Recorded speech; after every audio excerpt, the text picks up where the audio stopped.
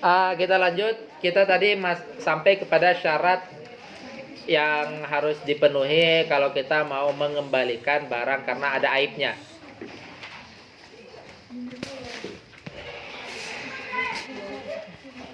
Tadi yang pertama syaratnya aib itu harus disembunyikan sama si penjualnya. Karena kalau aibnya nggak disembunyikan dan tetap dibeli, ya itu berarti pembelinya yang hebat. Terus selanjutnya selanjutnya nih. Wa dhabitul aibi alladzi taruddu bihi as-sil'ah antang bihi ainal mabi'. Syarat yang selanjutnya adalah batasan aib itu adalah aib yang sekiranya kalau itu ada, itu akan mengurangi nilai jual barang itu. Paham ya? Nah, dikatakan itu akan mengurangi nilai jual barangnya. Nah, kalau aibnya seperti itu maka sah. Tadi ini syarat yang dimana semuanya harus ada ya, semuanya harus berlaku gitu. Syarat itu semuanya harus ada. Yang pertama aibnya disembunyikan. Jadi kalau misalnya aibnya nggak disembunyikan, walaupun nilai apa aibnya itu mempengaruhi nilai jual, maka nggak bisa dikembalikan. Karena kalau aibnya nggak disembunyikan dan tetap dibeli kan berarti pembelinya yang hebat. Terus selanjutnya adalah aibnya disembunyikan, tetapi aib itu tidak merubah nilai jual. Itu juga nggak bisa dikembalikan, paham ya? Gitu, aibnya nggak merubah nilai jualnya ibaratnya. Nah, syarat yang kedua adalah aibnya itu harus merubah nilai jualnya. Wadhabitul aibi alladzi taruddu bi asil'ah an tanqusa bihi ainul mabi' au manfaatu, atau nilai jualnya enggak berkurang tetapi manfaatnya berkurang jadinya dikarenakan ada aib itu. Naqson yafutu bihi ghardun sahihun 'alal mushtari, yaitu kurang yang menghilangkan tujuan utama dari si mushtari membeli barang itu. Misalnya mushtari beli barang itu, misal beli baterai, ini tujuannya agar tahan 6 jam. Karena ada aibnya, tahannya cuma 4 jam. Itu kan nggak memenuhi tujuan asli si pembeli. Jelas ya? Atau mengurangi, dia nggak mengurangi manfaat, tetapi mengurangi nilai harganya itu tadi. Ibaratnya. Autang kusol biha al-qimah bima la yataghaban nas bimithlihi kama idza dhaharat ad-daba al-mustarah ummuya atau urja atau uqar waqfan au liatim. Itu seperti dia mendapati beli hewan disembunyikan. Hewan misalnya ada mata, tapi kan kita nggak tahu dia buta atau enggak. Kita baru tahu dia buta pas kita udah pelihara dia, berarti nggak bisa ngelihat dia. Matanya ada yang ada, tapi penglihatannya nggak ada. Kan seperti itu, waktu dibeli matanya ada, tetapi kan kita nggak tahu penglihatannya ada atau enggak. Itu jelas ya. Itu kan mengurangi nilai harga ibaratnya. Kalau misalnya penggunaan hewan ini untuk di gembala sawah atau untuk apa seperti itu kan mengurangi kimah jadinya. Nah, hal seperti itu. Terus di bawahnya walakin idza kalau misalnya syarat pertama nggak terpenuhi, syarat kedua nggak terpenuhi, maka nggak bisa dikembalikan barang itu tadi. Walakin idza dhaharu indal musyari' aibun jadidun imtana aradul mabi' bil aib al qadim li tadarrur al bai' bil aib. Kalau misalnya saat dia beli memang ada aibnya saat dia ketahui, tetapi aibnya itu bertambah di saat dia beli. Ibarat maka nggak boleh dikembalikan karena itu hanya memberikan kemudaratan balik kepada baiknya. Gitu. Berarti dia itu menghilangkan kemudaratan dengan mendatangkan kemudaratan. Terus yang selanjutnya faraun kedua adalah fara daripada terrealisasikannya kaidah ad-darar yuzal. Apa khiyarat? Kalian pernah dengar khiyar lah pasti ya. Di tingkat 2 muamalah itu pasti tersebut ini. Khiyar itu banyak jenisnya. Yang penting khiyar itu masuk kepada kaidah ad-darar yuzal. Kenapa khiyar itu disyariatkan? Karena untuk menghilangkan kemudaratan yang diprediksi akan terjadi. Gitu ya. Li'anna syuri'a lidaf'id darar. Khiyar itu disyariatkan karena untuk menghilangkan darar anil mushtari awil ba'i aw huma ma'an. Karena khiyar itu kan bisa dari sisi mushtari, bisa dari sisi ba'i. Makanya ada namanya khiyar majelis. Khiyar majelis itu yang berlaku bagi mushtari dan ba'i. Ibaratnya masih di majelis, dia udah jual, ternyata nggak jadi si ba'inya. Oh, nggak jadi jual karena ternyata saya butuh. Ya udah, bisa. Itu kalau misalnya khiyar majelis. Ibaratnya. Walaupun nanti khilaf tuh, khiyar itu apakah ada dalam Islam atau enggak. Ini pembahasan khiyar. Khiyar ismu masdar minal ikhtiyar yuqalu huwa bil khiyar yukhtaru ma syaa. Khiyar itu berarti milih, ikhtiar. Ikhtiar itu kan milih. Makanya ada kata-kata yang penting ikhtiar. Ikhtiar itu kan biasa kalau diartikan bahasa Indonesia artinya usaha ya. Usaha itu kan suatu pilihan maksudnya gitu. Misalnya dikatakan yang penting ikhtiar dulu, maksudnya yang penting milih dulu mau usaha apa. Kayak gitu kan. Ini belum milih apa-apa langsung tawakal Allah. Belum ngapa-ngapain gitu. Udahlah, besok ujian tawakal lah. Allah itu yang menentukan semua itu. Wah, itu salah, bukan khiyar itu, dia nggak milih. Iya milih nggak usaha berarti. Oke, lanjut di bawahnya makna istilahnya adalah khiyar laisa biba'id adalah makna lugawi. Karena makna aslinya adalah khiyar, makna istilahnya berarti ya kita diberikan pilihan mau melanjutkan atau mau tidak melanjutkan, kan seperti itu. Jadi nggak jauh-jauh daripada makna aslinya. Dikatakan makna istilahnya khiyar laisa biba'id adalah makna lugawi. Faqad arrafahu Ibnu Hajar biqauli al-khiyar huwa talabu khairil amrayni minal imdha awil fasakh. Dikatakan berarti khiyar itu adalah imma dia itu imdo itu berarti memberlangsungkan suatu akad, atau imma dia itu menyelesaikan suatu akad, itu yang dinamakan dengan fasakh. Jelas ya? Nah, itu berarti tolak itu pilihan berarti imma kita itu minta akadnya masih berlangsung, itu kan khiyar juga. Imma kita itu meminta akadnya dihentikan, fasakh. Lidhuhuri musawwirin syar'iyyin. Walaupun dalam khiyar majelis itu nggak mesti ada musawwik ya ibaratnya. Lidhuhuri musawwirin syar'iyyin au bimaqtada ittifaqi aqdain dikatakan. Karena ada musawwiknya, karena ada faktor-faktor yang diperbolehkan oleh syariat, ataupun karena ada suatu yang telah disepakati. Wa min hadza yatabayyanu bima la yad'u majalan lisyak aw ana syari al-hakim qad syara al-khiyar li hikmatin jalilatin wa hiya hajatul muta'aqidaini ila. Dikatakan bahwasanya syariat itu mensyariatkan khiyar itu karena ya di dalamnya itu ada hikmah yang jelas lah, dikatakan jalil, jelas ya hikmahnya. Terus langsung kita bahas anwaul khiyar. Pembagian khiyar. Ini khiyar kembali kepada mazhab masing-masing ya. Karena nanti ada beberapa khiyar yang mazhab yang lain itu tidak menyetujui. Yang pertama ada yang namanya khiyarul majlis. Khiyar majlis itu simpelnya kita jual beli masih di dalam akad. Masih di dalam tempat. Lalu di situ kita ada pilihan, mau melanjutkan atau mau tidak melanjutkan. Nanti biasanya yang dibahas dalam khiyar majelis itu barometernya. Barometer putusnya pilihan khiyar majelis itu sampai kapan gitu ibaratnya. Ada yang mengatakan sampai tidak terlihat, ada yang mengatakan sampai jarak. Ini maksudnya orang kedua mutaakidnya ini ya. Kedua yang berakad itu tadi ya. Ada yang mengatakan sampai jarak di mana kalau dipanggil secara normal nggak dengar. Paham ya? Berarti udah nggak ada khiyar majelis. Tapi kalau misalnya masih di ruang lingkup ini khiyar majelis ada. Ibaratnya. Jadi ibaratnya kita udah beli, udah tukar uang, ternyata nggak jadi, ya udah, itu berarti syariat membolehkan itu balik. Ibaratnya. Makanya misalnya di dalam toko-toko ada peraturan mengambil berarti membeli. Wah, itu kan bertolak belakang dengan konsep khiyar majelis yang diperkenankan dalam Islam. Tetapi kalau misalnya seperti itu kewenangan kepada al-ba'i-nya itu sendiri gitu. Jadi al-ba'i itu punya kewenangan juga karena itu barang dia ibaratnya. Tetapi itu sangat syubhat itu. Karena kan dia mengatakan mengambil berarti membeli, itu kan berarti memaksakan ada perpindahan akad di situ. Itu nggak tahu itu dari mana landasannya, kenapa bisa seperti itu. Terus selanjutnya khiyar majelis kita bahas. Al-majlis wa makanul istima', makanul julus, itu dinamakan dengan majelis, isi makan daripada jalasa. Makanul istima' al-waqi' fi al-aqdu, berarti majelis itu adalah tempat berkumpulnya akad atau tempat terjadinya akad. Al-istima' al-waqi' fi al-aqdu. Ala ayyi halin kana al-aqidaini, terlepas apapun keadaan kedua yang berakadnya itu alaiha wa huwa minal khiyar allati tathbutu bi quwwati syari'. Dikatakan ini adalah khiyar majelis, ini ya memang khiyar yang diitsbat sama syari' dikatakan. Wa yumkinu ta'rifu fil istilahil fuqaha bi annahu haqqun. Ini ta'rifnya secara istilah fuqaha, haqqun syar'iyyun yuthbitu bi muqtadahu li kulli wahidin minal muta'aqidaini.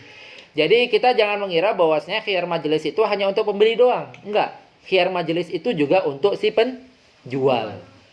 Misalnya si penjualnya labil, udah jual, udah dikasih uang, ternyata dia mikir, oh ternyata saya mati butuh. Ya udah enggak jadi.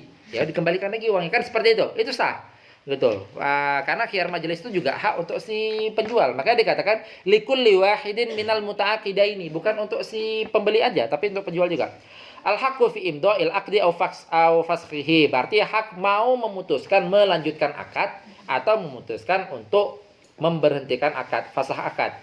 Madama fil majlis, itu koinnya tuh, selama masih di dalam majlis. Nah, nanti yang dibahas itu adalah batasan majelis itu seperti apa? Apakah harus satu ruangan? Apakah harus satu tempat? Apa dia seperti itu? Maka nanti pembahasan majelisnya itu panjang juga.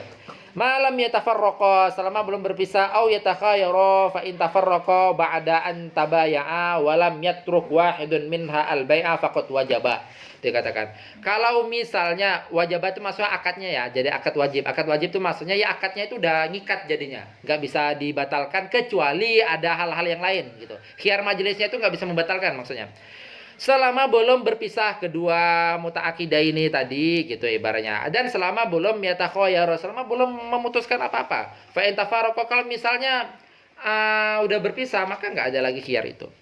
Terus wa hadza huwa madhhabu jamaahir ulama Syafi'i wa Nabila wa Dhahiriyah wa Zaidiyah wal Imamiyah wa huwa madhhabu jama'atun min sahabah minhum Ali wa Abu Barzah. Selanjutnya terus di dalam Hanafiyah, wa amal Hanafiyah falam yuthbitu khiyar al majlis bina'an ala annahu thabata bi khabaril wahid. Dalam mazhab Hanafi itu nggak ada khiyar majelis. Kenapa? Karena khiyar majelis itu yang menjelaskan itu adalah suatu hadis yang dimana hadisnya itu adalah khabarul wahid. Sedangkan dalam mazhab Hanafi itu mengatakan khabarul wahid itu berat untuk dikatakan hujjah gitu. Jadi yang diambil hujjah itu adalah yang mutawatir aja. Khabar wahid itu walaupun sahih itu nggak susah dikatakan sebagai hujjah. Wa khabar wahid la yajuzu ayyuthbitu hukman ziyadatan 'ala an-nas al-Qur'ani faqad warada nas. Karena khabar wahid itu nggak bisa dijadikan landasan untuk mengisbat suatu hukum. Kan gitu khabar wahid. Itu dalam mazhab Hanafi ya. Itu tadi kata-kata daripada ini pembahasan khiyar saja. Terus itu langsung dibaliknya faqad warada Syafi'i wa man ma'ahum 'ala dzalika faqalu. Dikatakan dirad maksudnya dirad kalam yang mengatakan khiyar majelis itu nggak ada. Inna sunnata wadhifatuha al-bayan wa tawdi wa la mani'a min thubutil khiyar majlis bi sunnah. Sunnah itu perannya adalah untuk membayan dan menjelaskan Al-Qur'an. Maka nggak ada larangan sama sekali kita mengisbat khiyar, yang dimana khiyar itu nggak ada dalam Quran, paham ya? Tetapi ada dalam sunnah. Ya sunnah itu posisinya memang menjelaskan Quran, jadi nggak ada masalah. Wala mani'a min thubuti khiyaril majlis bi sunnah indahum wa laysa fil ayah ma yadullu ala admi. Dan di dalam ayat itu juga nggak ada yang menjelaskan tidak boleh khiyar majlis, nggak ada. Hanya saja di dalam ayat itu nggak ada yang isbat khiyar majlis, paham ya? Gitu. Maka dikatakan oleh safil ayah ma yadullu ala admi masyru'atil khiyar majlis id annaha ta'muru bil ishhad indal bai'i man'an lil juhud wat tanazu. Hanya saja di ayat itu ada perintahnya adalah untuk mengisyhad. Mengisyhad itu apa? Mendatangkan saksi. Itu nama isyhad. Maka bahasanya wa asyhidu idza tabayatum. Itu maksudnya bukan nyaksiin, tapi datangkan saksi kalau misalnya kita mau berjual beli gitu. Bukan kita menjadi saksi wa asyhidu. Man'an. Kenapa ada perintah seperti itu? Karena man'an lil juhud wat tanazu. Karena kalau misalnya terjadi percekcokan, terjadi itu kan ada saksi yang mengatakan itu. Falaysa fiha ma yadullu ala adami masyru'iyatihi. Hinya itu kembali kepada khiyar majelis. Sama sekali nggak ada pemahaman itu bahwasanya khiyar majelis nggak boleh, nggak ada. Oke, itu selanjutnya ngebahas tentang khiyar majelis. Kalau tidak khiyar majelis itu secara fikihnya lah. Langsung di bawah aja tuh tentang rajihnya. Fayakunur rajih wa al-qaul bi masyru'ati khiyar majlis. Itu memang di dalam fikih itu juga memang khilafnya kental. Dalam fikih muqarrin kita dulu kan ada seperti itu juga di jual beli di tingkat 2. Sekarang ngebahas khiyar majlis. Yang rajihnya itu adalah qaul yang mengatakan bahwasanya khiyar majlis itu diperkenankan bi masyru'ati khiyaril majlis li hajatil mutaaqidaini, karena ada kepentingan mutaaqidaini liyusallima minan nabn, karena agar mereka itu selamat daripada penyesalan. Natijatan dan selanjutnya. Terus yang kedua itu ada yang namanya khiyar syarat. Khiyar syarat itu biasa sekarang itu diganti dengan kata-kata garansi lah ibaratnya. Dikatakan, ini saya beli dengan syarat kalau misalnya dia kenapa dalam 5 hari saya kembalikan. Itu kan berarti garansi. Khiyar syarat. Kalau ternyata dia itu berubah saya kembalikan, itu nama syarat. Itu diperkenankan dalam jual beli. Karena dalam jual beli itu adalah urusan manusia sama manusia. Susah banget dapat ridho manusia itu. Itu ibaratnya. Makanya muamalah tuh ribet banget dibahasnya tentang muamalah.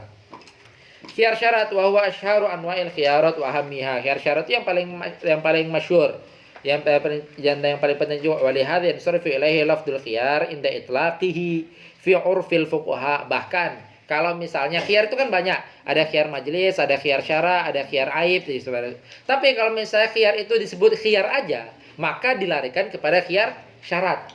Paham ya? Gitu. Saking khiyar syarat yang paling masyhur, maka dikatakan yang sorifu ilaihi lafdzul khiyar inda itlaqihi. Kalau misalnya diitlakan, kalau nyebut ini pembahasan khiyar, enggak ada kuenya, berarti khiyar yang maksud adalah khiyar syarat. Wa 'alal akhwas fuqaha al-Hanafi wal Malikiyah nadron li inkarihim khiyar majlis. Karena khiyar mazhab Hanafiyah dan Malikiyah itu mengingkari khiyar majlis, makanya mereka itu khiyar syarat ada. Wa yasammi Malikiyah khiyaru tarawi li'annahu syar'un yatarawwa fihi akhdhi sil'ah aurat biha. Gitu. Berarti khiyar yang membolehkan kita mengembalikan sesuatu atau kita memberikan suatu syarat di dalamnya. Hakikat dalam khiyar syarat nih, kita pembahasan fikihnya nih kita bahas sifat aja karena dia enggak ngebahas furu'. Hakikat dalam khiyar syarat itu apa? Huwa haqqun yuthbitu li ahadil muta'aqidaini aw li kilaihima aw li ghairihima. Hak yang diisbat kepada salah satu muta'aqidain atau kepada kedua-dua muta'aqidaini atau kepada selain daripada muta'aqidaini mensyarakan. Ada orang lain jual beli, orang lain pula yang mensyarakan seperti itu. Nah, itu diperkenankan seperti itu. Hak untuk apa? Hak untuk fashun dikatakan. Imma hak untuk menfasah akad atau hak untuk mengimdo akad. Berarti dikatakan hakun yuthbitu li ahadil muta'aqidaini aw li kilayhima aw li ghairihima faskhal aqdi aw imda'ahu fi muddihi al-ma'lumah fi muddatin ma'lumah dikatakan dalam waktu tertentu. Waktu tertentu itu dalam artian waktu yang udah diatur sama kedua atau orang yang merumuskan syarat itu. Ka'ayaqul musyarri li ba'i ishtaraitu minka hadza ats-tsauba aw hadzal kitab ala ayyakuna li al-khiyar 3 ayyam. Itu disyaratkan. Saya memberi baju ini, tapi saya beri syarat kalau 3 hari terjadi apa-apa saya kembalikan, ibaratnya. Atau misalnya nggak mesti terjadi apa-apa. Dalam 3 hari, kalau misalnya 3 hari saya nggak berubah pikiran, maka saya lanjut. Kalau saya berubah pikiran, saya kembalikan. Itu kan ada juga seperti itu. Karena dia misalnya jaga-jaga ibaratnya, kan gitu. Walaupun nggak ada apa-apa. Kalau misalnya disetujui sama bayinya, ya udah berlaku itu khiyarnya itu. Nanti akadnya itu masih dikatakan sebagai nafidh, akadnya itu nufuz karena belum jazim di dalamnya, masih terdapat khiyar. Makanya di dalam akad itu ada marotibnya, ada marohilnya dalam akad. Oke, pembahasan khiyar syarat kita cukupkan sampai sini aja. Karena selanjutnya itu ngebahas tentang khiyar-khiyar syarat. Terus selanjutnya langsung dibaliknya itu masih ngebahas tentang khiyar syarat dan panjang.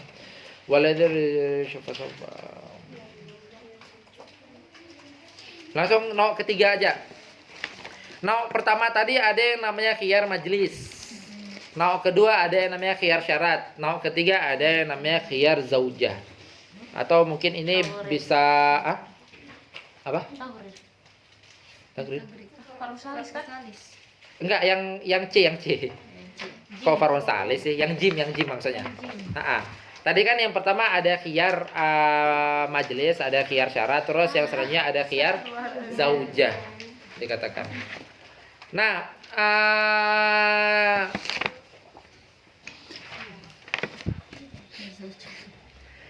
khiyar zaujah itu ya paham lah, misalnya karena apa? Karena munakahat itu hukum-hukum yang berlaku di dalamnya, di dalam rumah tangga itu masuk ke dalam munakahat, tetapi akadnya itu masih masuk ke dalam muamalat itu. Akadnya dalam artian karena ada pengucapan antara seorang yang memiliki hak untuk memberi akad sama seorang yang mau melakukan akad, kan seperti itu. Ada perpindahan nanti. Ibaratnya ada perpindahan sesuatu yang sebelumnya haram menjadi halal. Kan seperti itu juga dalam barang. Barang misalnya HP gitu. Sebelumnya itu haram tuh bagi kita. Kita gunain apa, kita rusain haram. Tetapi kita melakukan akad agar yang tadinya haram menjadi halal bagi kita. Kan gitu. Makanan apapun itu. Nah, yang sesuatu yang ada proses seperti itu ada khiyar di dalamnya. Khiyar itu berarti pilihan mau lanjut atau enggak. Ibarat gitu. Nah, begitu juga yang khiyar selanjutnya ada khiyar zaujah. Khiyaru zawjah wa hadha an-naw' min al-khiyar yukhawwilu lizawjah idza wajadat fi zawjiha aiban fahiya bil khiyar. Kalau misalnya dia mendapatkan dalam pasangan itu nggak mesti istri ya, baik istri atau suami maksudnya. Maka dikatakan fi zawjiha, bukan fi zawjatiha. Makanya bagusnya nggak khiyaruz zaujah, tapi khiyaruz zauj aja. Karena khiyar dalam pasangan ibaratnya. Khiyar itu bisa bagi si istri, bisa bagi si suami ibaratnya. Tapi ini lebih kepada istri sih, istri dalam artian fasakh. Berarti istri dinikahi sama seorang laki-laki ternyata mendapatkan aib. Aib itu nanti ada yang muktabar dalam syar'an. Muktabar dalam syar'an yang dimana itu bisa menjadi landasan bagi seorang istri untuk mengfasakh akadnya itu. Ada aib yang nggak muktabar gitu. Misalnya aibnya kurang good looking, nah, itu berarti nggak muktabar. Ibaratnya. Tapi kalau aibnya apa misalnya seperti itu, yang dia itu menafikan keturunan, yang dia itu menyiksa, yang dia itu kan muktabar dalam syar'an. Karena dilanjutkan pernikahannya itu hanya memberikan kemudaratan. Nah, idza wajada fi zawjiha aiban fahiya bil khiyar, maka dia itu mendapatkan hak khiyar imma an taqbal. Imma dia itu ridho dengan aibnya itu, wa imma an tarfa amroha ilal hakim li faskin nikah. Imma dia itu memberikan perkaranya kepada hakim. Karena nanti permasalahan gini, karena kenapa ada hak ini? Karena hak ini nanti yang akan menjadi pegangan seorang istri kepada hakim. Karena yang memutuskan ikatan suami istri itu yang pertama suami. Suami itu bisa memutuskan, imma itu dengan fasakh, imma itu dengan talak. Itu kan memutuskan ikatan. Kalau misalnya suaminya kekeh, karena perjuangannya mati-matian gitu ya. Tiba-tiba nikah sehari istrinya nggak terima karena apa misalnya, kan nggak mau suaminya ibaratnya, kekeh ibaratnya, ya udah diberikan ke hakim. Nah hakim juga menilai ini aibnya apakah aib yang muktabar syar'an atau enggak, paham ya, seperti itu. Jadi istri itu gimana pun, seorang wanita itu bagaimanapun dia nggak akan bisa membuat ikatan pernikahan itu lepas. Biamri dia ya maksudnya, dengan kapasitas dia nggak bisa. Dia itu bisa imma minta khulu itu minta minta kepada suami agar menfasakh dia, nanti diganti dengan uang atau apapun itulah ibaratnya, atau ke hakim. Ala kulli hal dia sendiri nggak bisa, paham ya. Tetapi kalau suami kan bisa. Suami itu keceplosan talak aja udah jatuh, itu putus jadi ya. Keceplosan doang ibaratnya, keceplosan lafadznya talak pula gitu. Misal seperti itu. Nah, makanya ada namanya khiyaruz zaujah ibaratnya yang diberikan kepada istri. Karena kalau suami itu nggak payah khiyar juga, dia bisa menfasakh nikah. Atau nggak payah khiyar juga, dia bisa mentalak itu untuk bagi seorang suami. Terus ini jelaskan wa inna ma tsabata la khiyar, kenapa khiyarnya itu diberikan kepada si istri, lama yuhliqu minad darar wa yadkhulu fi dzalika khiyarul wasfi. Karena dia itu untuk menghilangkan doror yang akan terjadi kepada si istri itu sendiri. Wa yadkhulu fi dzalika khiyarul wasfi ka an syaratu an takuna zaujah. Begitu juga ini masuk sebenarnya karena di dalam akad nikah itu ada yang namanya khiyarul wasf. Jadi misalnya ada orang mau melakukan akad nikah, dia syaratkan kalau misalnya ternyata istri saya tidak seperti ini, maka jatuh fasakh.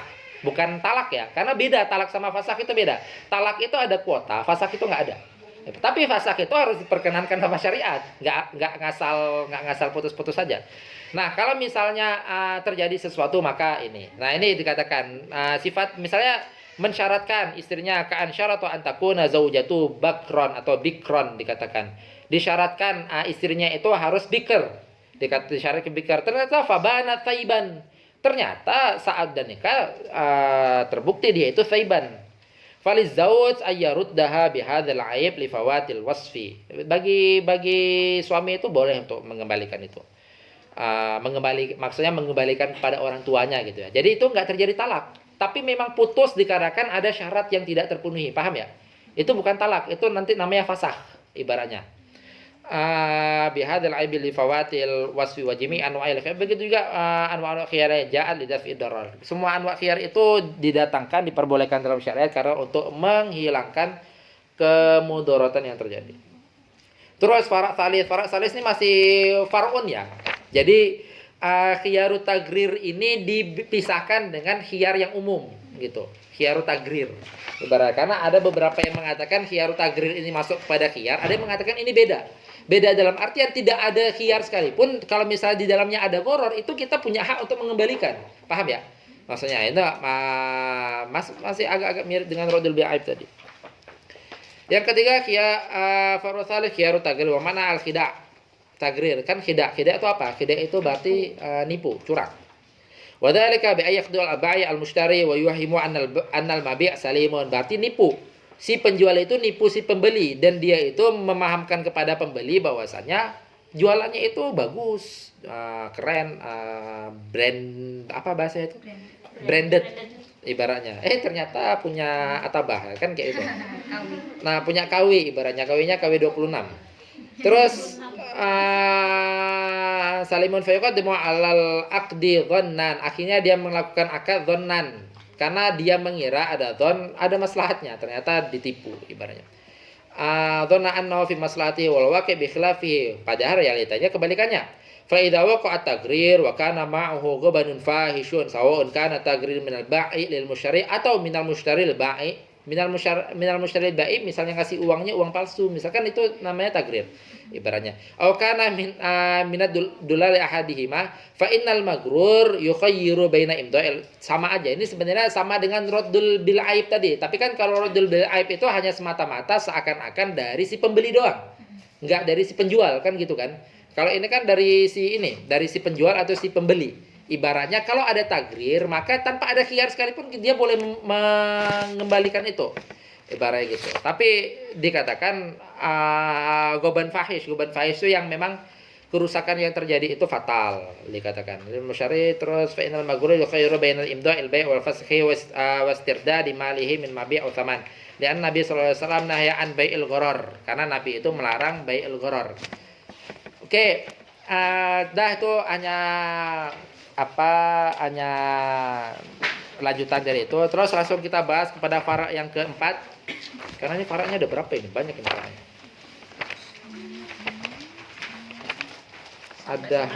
Ada 11. Farak yang keempat, iflasul mushtari. Iflasul mushtari itu berarti orang beli barang, tapi dia kehabisan uang. Nah, kalau misalnya orang beli barang kehabisan uang, itu kita boleh memanik barang itu dari dia ibaratnya. Nah, itu kan padahal karena nanti kalau misalnya dilanjutkan memberi goror, dia kehabisan uang, mau bayar dengan apa? Ibaratnya memberi goror, maka gorornya itu dihilangkan. Iflasul musyari, bahasanya itu iflasul musyari, seorang pembeli yang bangkrut ibaratnya. Fa idza ishtara rajulun sil'ata thumma rukibathu ad-duyun. Kalau misalnya seorang itu membeli barang, terus rukibathu ad-duyun, tapi dia itu terlilit utang. Jadi kan nggak bisa bayar-bayar itu. Wa hajal qadi alaihi, dan uangnya itu dibekukan sama qadi. Fa yaruddul mabi' lil ba'i idza kana bihalihi li daf'id darar. Maka barang itu dikembalikan lagi. Ibaratnya enggak langsung dijual seperti itu. Itu karena akan ada doror nanti bagi si ba'inya. Dikatakan seperti itu, idza kana bihali daf'id darar anhu. Itu hadis itu tadi. Lamar sebagaimana yang diriwayatkan sama Nabi, idza aflasa ar-rajul wajal ba'i sil'atahu bi'ainiha fa huwa ahaqqun biha minal ghurama. Ibaratnya. Jadi misalnya kalau misalnya seorang azan ya? Oke, kita dengar. Nih, gambarnya gini. Kalau orang beli barang tapi dia ini terlilit utang, maka barangnya ini tadi lebih berhak dikembalikan kepada si penjualnya. Jelas ya? Daripada ini diberikan kepada si yang guroma itu tadi, yang berhutang itu tadi, paham ya? Itu tuh hadis Nabi. Karena masalahnya lebih besar gitu. Kalau dia nggak bisa bayar gimana? Kan memberikan mudarat kepada si penjualnya nanti jadinya. Nah, itu dikatakan seperti itu. Idza aflasar rajul wajadal ba'i sil'atahu, dan penjualnya itu masih mendapati barang dia masih ada, maksudnya belum dimakan, belum dipakai, belum diapa. Maka dia itu lebih berhak untuk mengambil barang itu kembali. Fa huwa ahaqqu biha minal ghurama. Fa sabata bidzalika ahqiyatul ba'i bil mabi'. Nah, diisbat bahwasanya ba'i itu lebih berhak kepada barangnya itu tadi.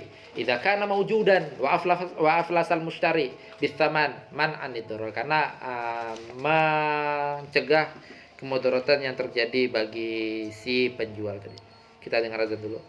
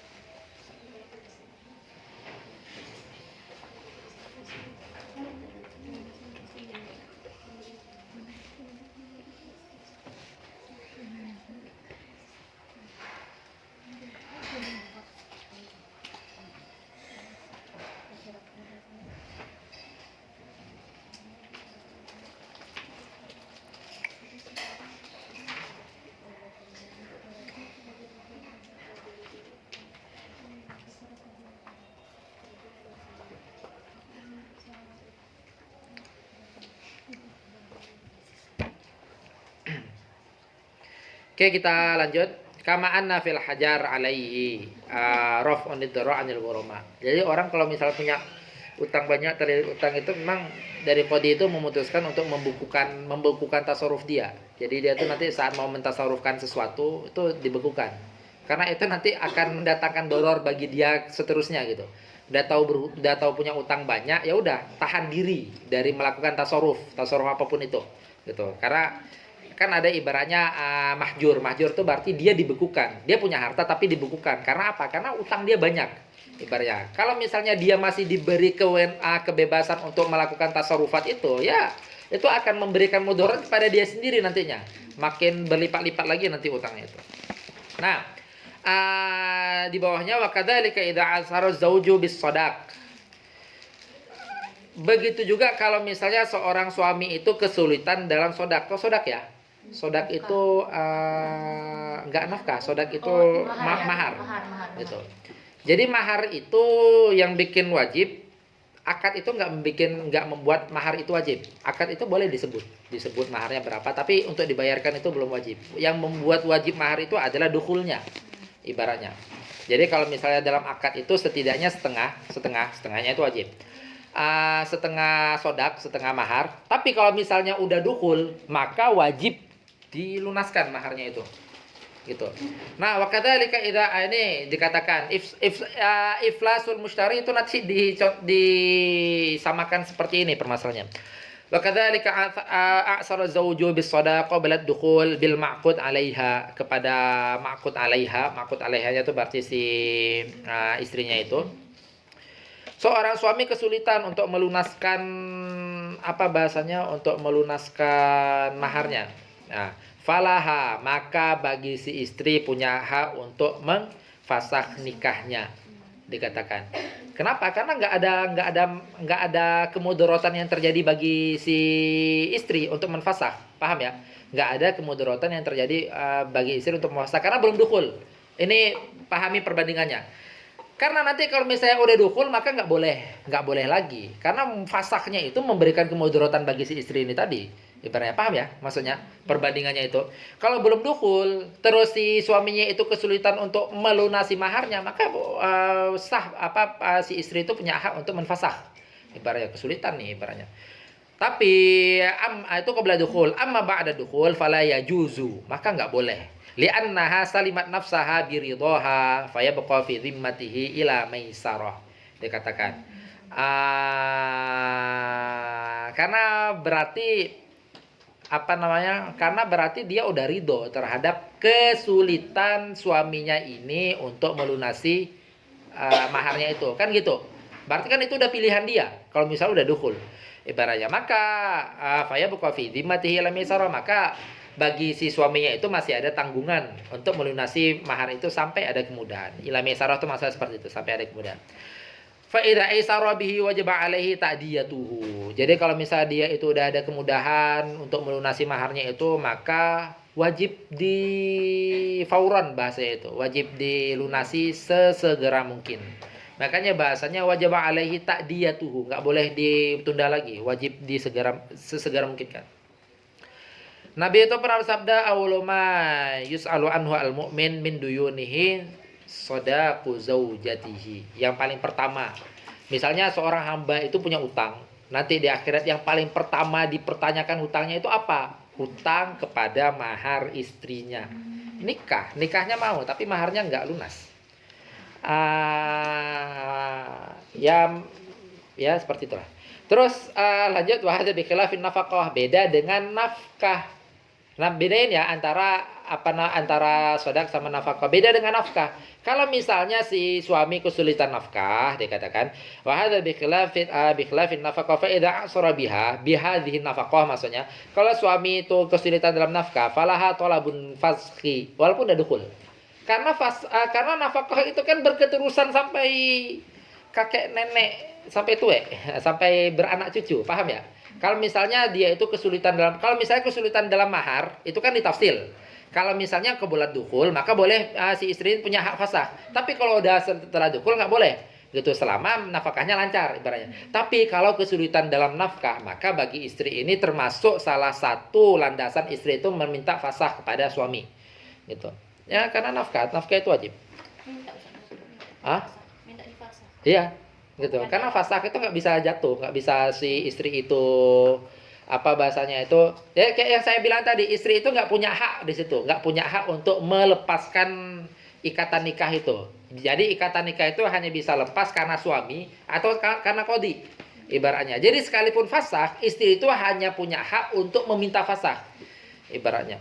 Maka nanti kalau misalnya ada fasakh tanpa sebab, ibaratnya istri itu memang udah nggak betah aja ya, minta fasakh, itu dinamakan dengan khulu. Khulu itu fasakh bi'iwadin. Dia itu minta khulu, berarti fasakh, yang penting istrinya memberi sesuatu.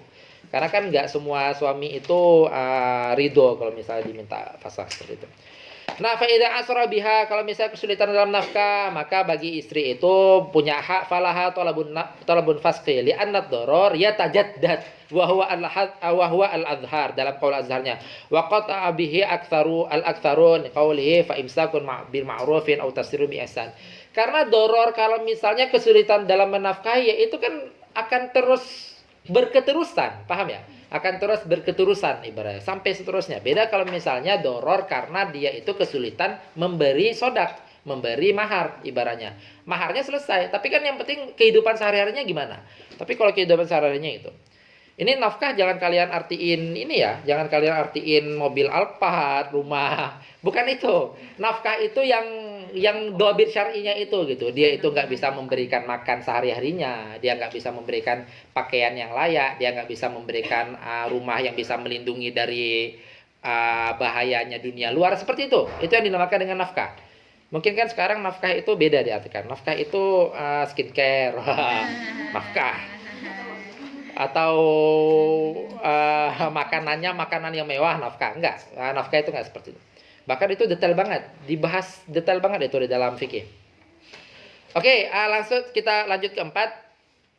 Fara yang kelima adalah al-hajar bi anwa'ihi. Hajar itu berasal dari batu lah, tapi maksudnya beku. Berarti ada harta orang dikarenakan dia masih kecil. Anak kecil kan kita bisa ngebayangin anak kecil tuh punya harta miliaran, paham ya? Gitu kayak Rafathar itu kan harta miliaran. Nah itu dia mahjur alaih itu dikatakan. Dia itu nggak bisa menggunakan hartanya, dibekukan harta dia itu. Karena kenapa? Kalau dia gunain ya nanti malah beli boneka harga 1 miliar ya. Kan seperti itu. Karena dikhawatirkan seperti itu. Karena dia itu belum memiliki tasawuf yang tam. Hajar secara bahasa itu al-man'u, wa syar'an al-man'u minat tasarrufat al-maliyah. Berarti dilarang untuk menggunakan hartanya, dilarang untuk mentasarrufkan hartanya. Anwa'nya hajar itu, kenapa hajar itu disyariatkan? Salah satunya hajar itu karena lisigor, karena masih umurnya belum cukup. Lil junun, orang gila bisa punya uang banyak, bisa dari keluarga kaya dia. Wal itah itu seperti kemarin, idiot lah ibaratnya, kesusahan. Wal marad, sakit. Wal iflas, bangkrut. Dia punya harta banyak, tapi utangnya jauh lebih banyak, kan bangkrut berarti. Wasafah itu sama-sama kayak itu, tapi ada perbedaannya. Wat dain itu utang juga, yang membuat dia itu dibekukan hartanya. Terus ini masih dipahami ya, ini adalah fara dari kaidah ad-darar yuzal. Kenapa hajar itu disyariatkan dalam Islam untuk menghilangkan kemudaratan yang terjadi. Kalau misalnya si mahjur alaih itu diberi kewenangan untuk mentasarrufkan hartanya. Jelas ya? Masih kaidah-kaidah itu. Hanafiyah la yarawna al-hajar 'ala safi, itu ayat khilaf, itu bisalah dibaca. Terus selanjutnya yang keenam itu adalah syuf'ah. Kemarin saya pernah bilang ya, nanti kalau syuf'ah itu disebutkan setelah itu saya jelasin. Kemarin saya pernah nyebut syuf'ah kan, tapi globalnya doang kan.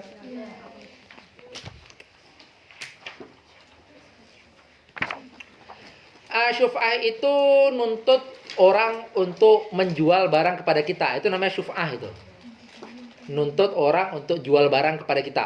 Padahal kan orang itu nggak ada kewajiban untuk menjual kepada orang tertentu. Paham ya? Jadi kenapa syuf'ah itu bisa ada?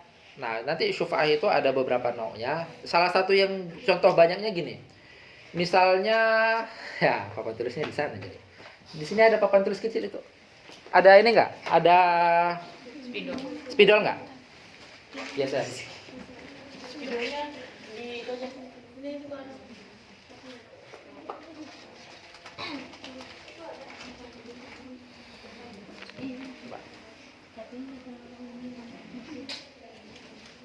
Ini mejanya bisa nggak ya? Ini kelihatan semua kan? Oke. Misalnya gini. Misalnya ada rumah. Anggap aja ini rumah. Nah, misalnya ada rumah. Yang memiliki rumah itu adalah, yang memiliki rumah ini adalah si Budi sama si Dimas. Nah, yang memiliki rumah ini adalah si Budi sama si Dimas. Berarti ini kan mereka ini, kepemilikan rumah ini kan musyarak antara mereka berdua. Ini adalah syarik A, ini adalah syarik B. Syariknya terserah lah, paham ya? Nah, ya ibaratnya punya saham lah, tapi kan ini nggak di ini kan, bahasanya punya andil lah dalam kepemilikan ini, paham ya? Maksudnya. Jadi saat ngebangun rumah ini mereka berdua, uang mereka berdua. Kalau harganya 300 juta rumah ini, si ini 150 juta, si ini 150 juta, paham ya? Nah, terus kalau misalnya si Dimas ini mau ngejual hak dia, paham sampai sini? Kalau si Dimas ini mau ngejual hak dia, maka yang paling berhak untuk membeli bagian si Dimas ini adalah si Budi. Paham? Oke. Misal kejadian si Dimas ngejual ke si siapa misalnya disebut sini, ke si A lah ibaratnya. Ngejual haknya ke si A tanpa sepengetahuan si kawan syariknya ini. Maka bagi si dia punya hak untuk menyuruh si A ini. Kan udah dijual nih. Berarti tiba-tiba loh, kok pemilikannya kok ada si A, dijual ternyata sama si Dimas. Paham? Maka bagi si Budi ini punya hak untuk menyuruh si A ini menjual ke dia. Kan seperti itu aslinya nggak boleh. Siapapun itu nggak punya hak untuk menuntut orang menjual barang ke dia. Kan gitu aslinya. Paham ya? Nah, kenapa seperti ini diperbolehkan? Karena merofak doror bahasanya. Jelas? Ini yang dinamakan dengan syuf'ah. Ibaratnya, bagi si Budi ini punya hak untuk menuntut si A ini yang dia udah beli bagiannya Dimas, si A ini agar menjual kepada dia barang itu. Kalau misalnya dia mau beli, kalau dia ridho ya udah selesai. Masalahnya kalau dia nggak ridho, jelas ya, gitu. Tetapi harus langsung, nggak boleh basa-basi. Maka nanti di dalam kaidah itu ada bahasa al-istighol bisiwal maksudi dikatakan. Yu'addu i'radan 'anil maksudi. Istighol sibuk dengan sesuatu yang bukan dimaksudkan itu dianggap berpaling daripada sesuatu yang dimaksudkan. Nah, contohnya ini nanti nih. Dicontohkan syuf'ah itu dikatakan fatalibu syuf'atu law indal liqa qala atau rabbuka lakal baqa. Seperti talibu syuf'ah datang ke si A, basa-basi. Wah, keren ya gitu. Antum apa kabar, sehat ya? Basa-basi masih sisir. Sehat ya gitu, lama nggak jumpa, terbaik antum nih. Basa-basi gitu. Udah, kalau misalnya dia melakukan seperti itu batal hak syuf'ahnya. Karena dia dianggap istighol bisiwal maksud. Nah itu kaidah lain lah. Paham ya maksudnya ya? Berarti aslinya Dimas nggak boleh ngejualin ke si A. Bukan nggak boleh kalau nggak ada izin. Paham ya? Udah ada izin dari budinya dulu. Ibarat karena kenapa? Karena yang paling punya hak untuk membeli jatahnya Dimas itu si Budi yang paling punya hak. Jadi kalau dia mau ngejual, ya si Budi yang paling berhak untuk membeli. Tapi kalau ternyata Budi nggak mau beli, ya udah, baru dia boleh ngejual ke yang lain. Ini masalahnya kalau dia ngejual ke yang lain tanpa pengetahuan si Budi, lalu terakhirnya Budi tahu si A udah ngebeli, maka si Budi ini punya hak syuf'ah bahasanya. Syuf'ah itu apa? Nuntut si A untuk ngejual. Tetapi hak itu kan hak karena mukhalif syariat aslinya. Karena syariat asli itu nggak boleh kita itu nuntut orang jual sama kita kan gitu.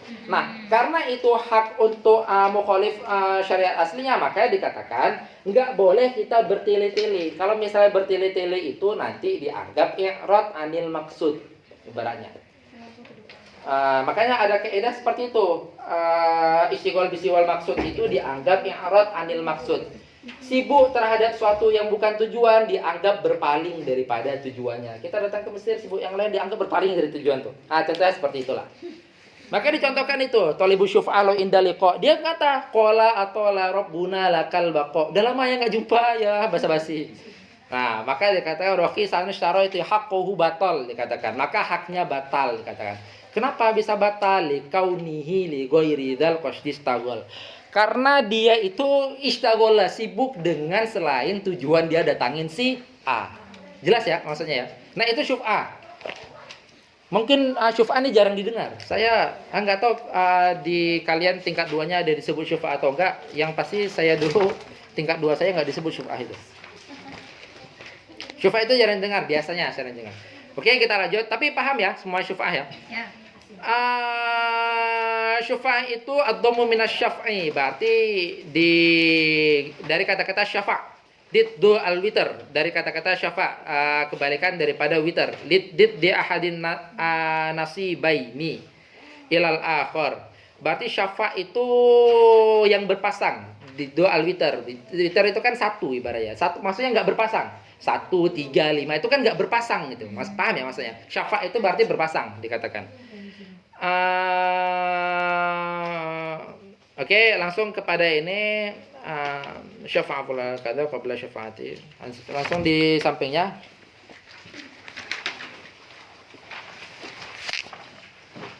Qabla syafi'a wa min ziyarati wa taqwil. Wa syafi'a ini orang-orang sahibus syafa'ah, syafi'a yang bisa mensyafa'. Wa huwa may ya'khudha al-iqrar bi syafa'ah jabaron. Makanya ada kata-kata jabaron. Jabaron itu kan berarti maksa. Secara paksa.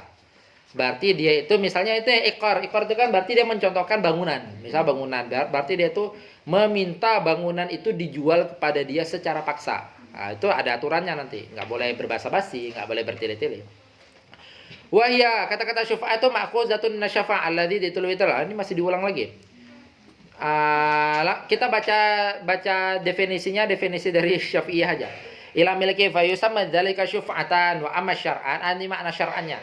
Makna syar'an daripada mazhab Syafi'i itu adalah hakun tamallukun qahriyun. Berarti hak untuk meminta. Tamalluk itu berarti meminta orang itu memindahkan miliknya kepada kita. Itu namanya tamalluk. Hak untuk tamalluk qahriyun secara paksa dikatakan. Yuthbitu lisyarikil qadim, yang dimana hak itu diperuntukkan untuk syarik yang lama. Alal hadis. Alal hadis maksudnya apa? Alal syarikil hadis. Berarti hak itu diperuntukkan untuk si Budi tadi. Ala siapa? Atas si A tadi. Si A yang beli daripada si Dimas. Jelas ya? Hakun tamallukun qahriyun yuthbitu lisyarikil qadim alal hadis fima malaka bi'audin. Yang dimana dia itu mendapati itu karena audin. Ibaratnya karena karena ganti rugi lah. Itu yang dikatakan syuf'ah. Oke, langsung di bawahnya wa syuf'a syuri'a li daf'id darar al-qismah. Karena apa bahasanya? Syuf'ah itu disyariatkan karena untuk menghilangkan darar qismah. Darar qismah itu darar percekcokan bahasanya itu. Qismah itu kan pembagian. Pembagian itu sangat bisa terjadi percekcokan. Nah, agar menghilangkan darar seperti itu, makanya disyariatkan syuf'ah. Kalau enggak kan cekcok nanti jadinya. Lidaf'i darar al-jar biqauli al-jaru ahaqqu bisaqbihi ibaratnya. Jar itu walaupun syuf'ah bil jar itu khilaf ya. Ada mazhab Syafi'i itu enggak mengisbat jar itu mendapatkan syuf'ah. Makanya nanti di dalam usul fikih itu salah satu contoh daripada daripada umum itu tidak masuk kepada fi'il dan apa yang majrur terhadap fi'il. Contohnya itu dicontohkan di dalam usul itu biasanya ini syuf'ah bil jar, karena Nabi itu pernah mengisbat adanya syuf'ah bil jar. Itu nggak bisa menjadi umum karena itu ada pekerjaan Nabi, bukan lafaznya Nabi.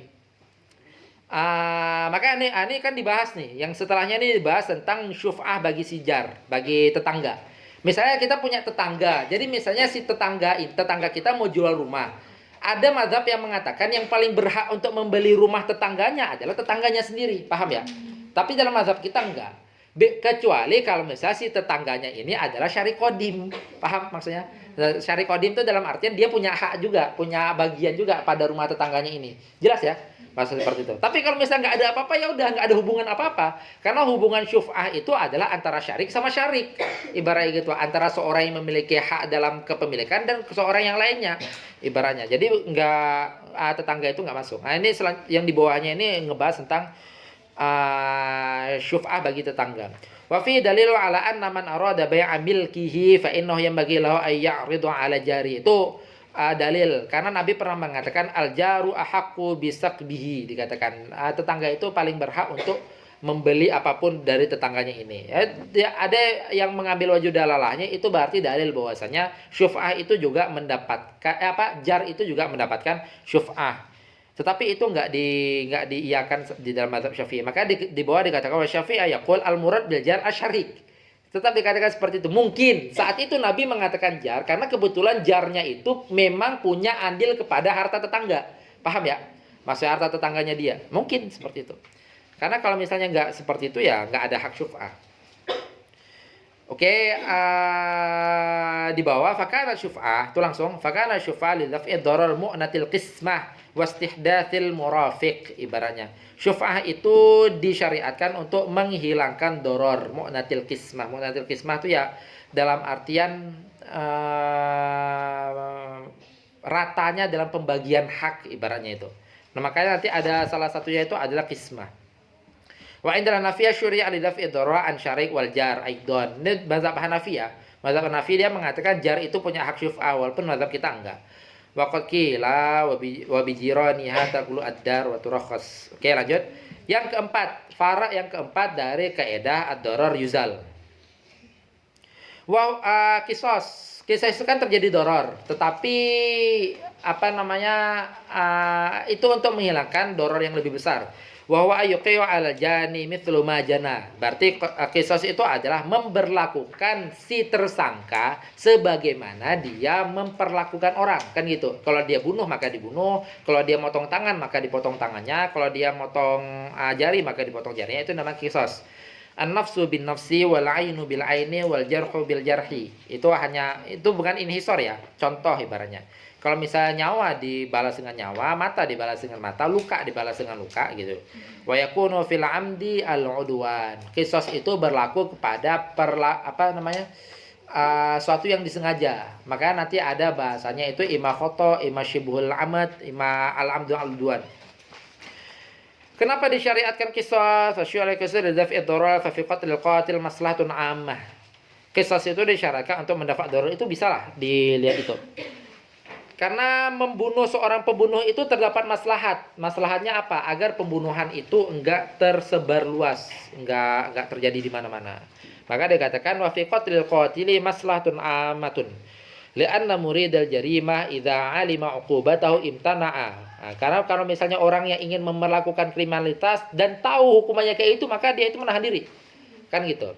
Fabaqiyat hayatuhu wa hayatu ghairihi. Maka dia terjaga hidupnya dan orang lain juga terjaga hidupnya, kan gitu. Makanya itu makna dari qaul ta'ala walakum fil qisasi hayatun. Maksudnya seperti itu. Kenapa qisas itu diberlakukan? Agar keberlangsungan kehidupan manusia itu masih berjalan. Oke, lanjut. Yang ke-8 samin adalah hudud. Hudud itu kenapa disyariatkan? Karena untuk menghilangkan doror. Jelas ya? Hudud itu adalah jam'u haddin, batasan. Arti logotannya adalah al-man'u wal hajiz baina syai'aini, berarti pembatas antara dua hal. Wa fi syar'i, arti syariatnya adalah uqubatun muqaddaratun wajabat ala man irtakaba ma yujibuha. Berarti hukuman yang udah ditakdir sama agama, sama syariat, yang dimana hukumannya itu diwajibkan bagi yang melakukan alaman irtakaba ma yujibuha. Hukuman itu diperuntukkan bagi yang membuat adanya hudud. Paham ya? Si pembunuh yang membuat adanya hudud, jadi si pembunuh itu. Wa syuri'a hudud bi khilafi anwa'i. Hudud itu disyariatkan bi ikhtilafi anwa'iha li daf'i darar. Kenapa hudud itu banyak jenisnya? Nah, semua jenis hudud itu disyariatkan tujuannya untuk mendafa ad-darar. Fa haddus syarab wa saraqah wa zina wa ridda wa haddul haraba wal qazaf wa ghairi dzalika min al-hudud wajib. Itu kan jenis-jenis hudud. Hudud itu ada hudud apa bahasanya? Ada hudud kepada orang yang minum khamar, hudud syurb, hudud orang yang mencuri, hudud zina, hudud murtad, ada had bagi orang yang harabah, yang kabur. Kabur dari apa? Kabur dari apa? Kabur dari perang. Ibaratnya. Jadi orang mukmin lagi perang kabur itu nanti kena had ya ibaratnya. Nah, ada hadnya kul qazaf, menuduh ibaratnya. Itu ada hadnya. Nah, semua had itu disyariatkan. Tujuannya apa? Tujuannya adalah untuk menghilangkan doror dikatakan. Nah, dan semua had itu diwajibkan kepada yang melakukan itu tadi.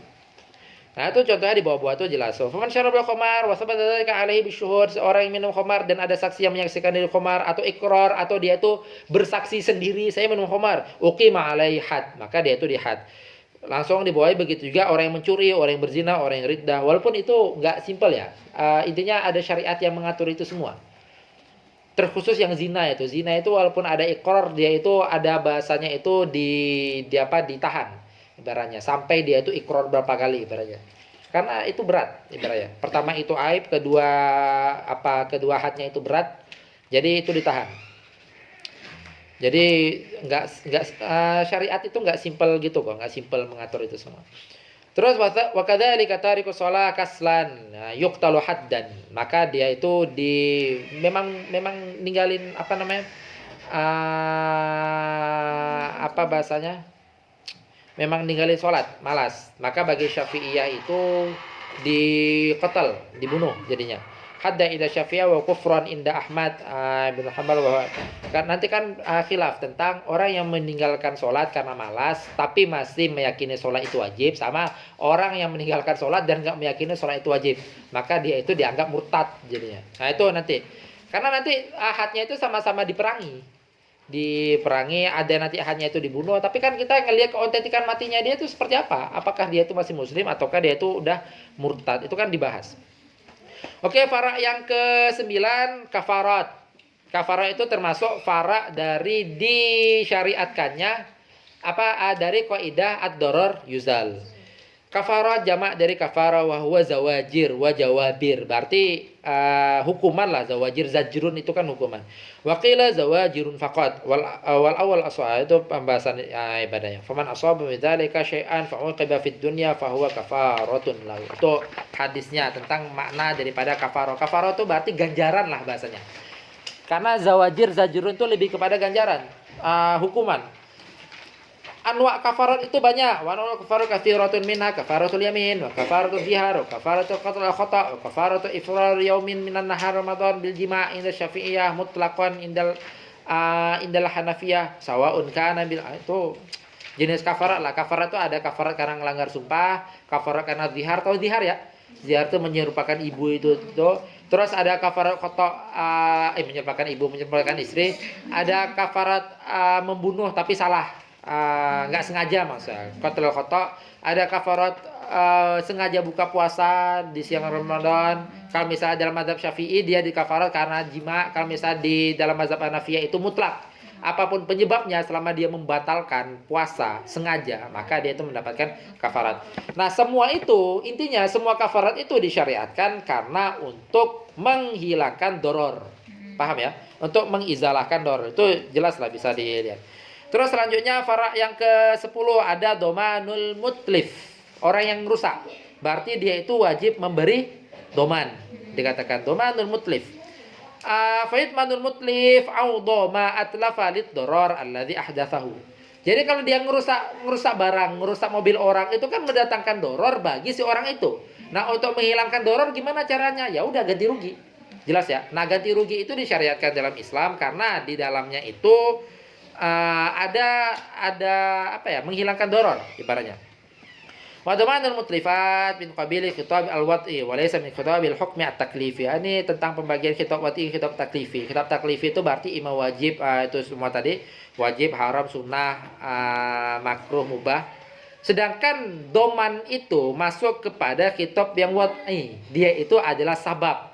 Kenapa orang itu wajib mengganti rugi? Karena dia itu melakukan sebab. Apa sebabnya? Ngerusak barang orang.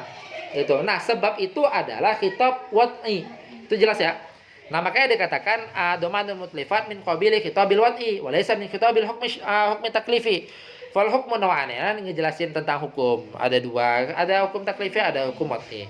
Hukum taklifi itu adalah ketentuan Allah Ta'ala bi af'al mukallafin bi iqtida' aw takhir. Itu. Imma dia itu ada tuntutan untuk melakukan, imma di dalamnya ada pilihan melakukan atau enggak.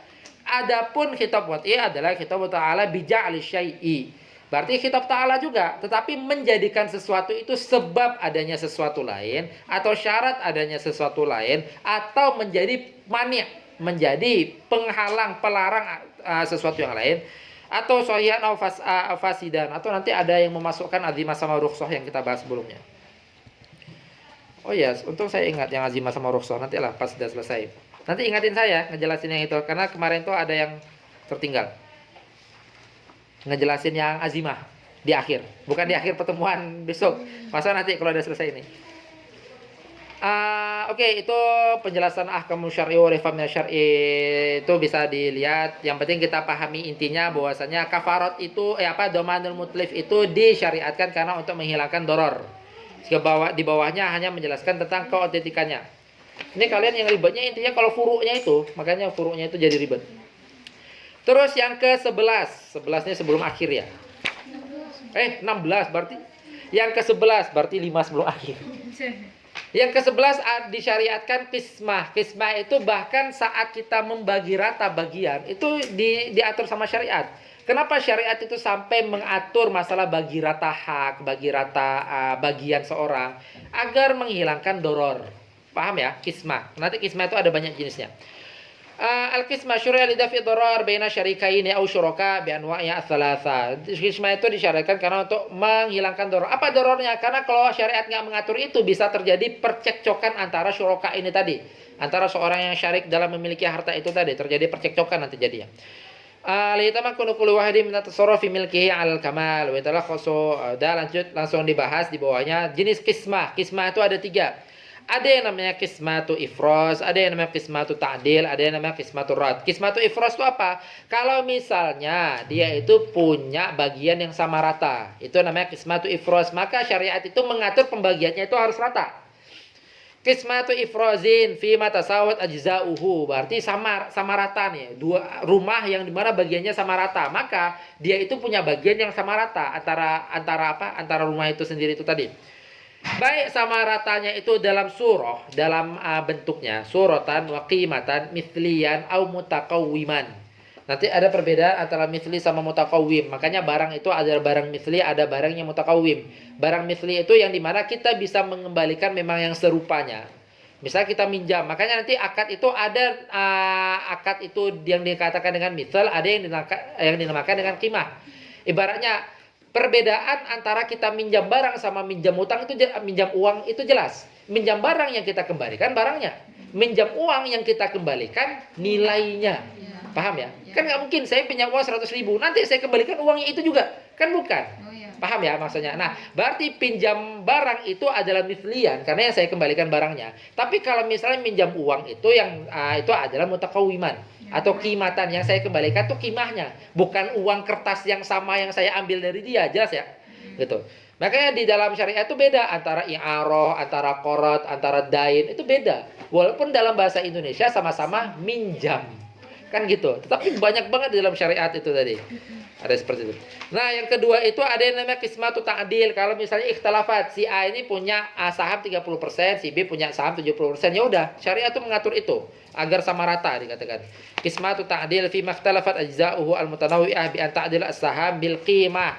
Seperti dia itu memiliki sebidang tanah yang dimana tanahnya itu beda ajza'nya. Yang hak si A ini lebih besar, yang hak si B itu lebih kecil.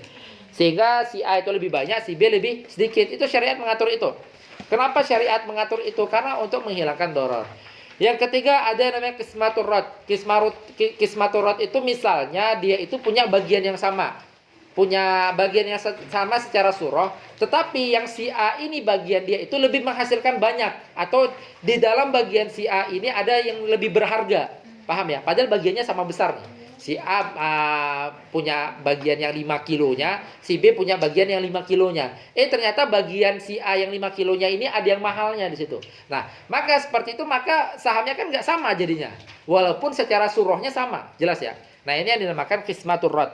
Maka dikatakan indama yakunu fi ba'dil ajza amrun yuqabilu bimali ziyadatin. Kalau misalnya di bagian yang lainnya itu terdapat sesuatu yang dimana memiliki nilai yang lebih. Gitu, bimali ziyadatin ala nisfil akhor, daripada setengah yang dimiliki orang lainnya itu. Oke, itu jenis-jenis kismah. Langsung selanjutnya yang ke-12, nasbul a'immah. Ini kita baca judul-judulnya aja ya, Pak nih. Kenapa syariat itu mewajibkan nasbul a'immah? Nasbul a'immah itu apa? Memilih pemimpin. Ibaratnya diwajibkan memilih pemimpin. Kenapa? Karena untuk menghilangkan doror. Masih dalam rangka itu juga menghilangkan doror. Karena bayangkan kalau misalnya kita ini nggak ada pemimpin, wah semuanya jadi amburadul, jadi ya nggak ada yang memberi kebijakan, nggak ada yang apa, semua ngomong sendiri, semua main hakim sendiri kan gitu. Makanya mendirikan menginsaf a'immah, menunjuk pemimpin itu wajib. Bahkan dalam hadis Nabi itu kalau misalnya kita berjalan 2 orang, safar 2 orang atau safar 3 orang, itu kita wajib memilih satu yang memimpin kita. Apalagi satu kenegaraan, satu wilayah. Nasbul a'immah jam'ul imam. A'immah itu jamak imam, wal imam huwa khalifatul muslimin. Itu maksudnya a'immah itu khalifatul muslimin ya. Bukan nasbul a'immah itu milih imam Syafi'i, bukan. Tapi imam pemimpin maksudnya. Imam yang dimaksud itu adalah khalifatul muslimin. Al-am wa mithluhum al-hukmu al-muhafidun fi hadhil ayam adha. Siapapun itu, presiden, gubernur, bupati, camat, itu kan wajib kita milih. Agar ada yang memimpin kita, agar ada yang menengahi permasalahan, agar ada yang mengatasi permasalahan. Oke.